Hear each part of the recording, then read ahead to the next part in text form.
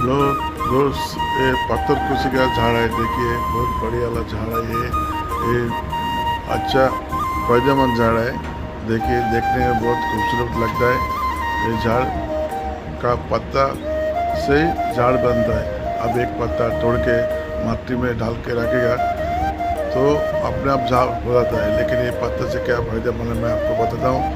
अभी आपको हमारे को अगर पेट में पत्थर जम जाता है, लीवर में पत्थर जम जाता है, स्टोन में पत्थर जमता है, ये पत्ता खाने से खाली पेट में, सुबह खाली पेट में एक दो पत्ता खाने से 1 महीना तक आपका आएगा तो आपका अंदर जो पत्थर है अपने आप पिघल जाता है। देखिए मैं अभी धो के पत्ता मैं खा के मैं आपको बता रहा हूँ। देखिए ये पत्ता को सुबह सुबह खाली पेट खाना रहता है।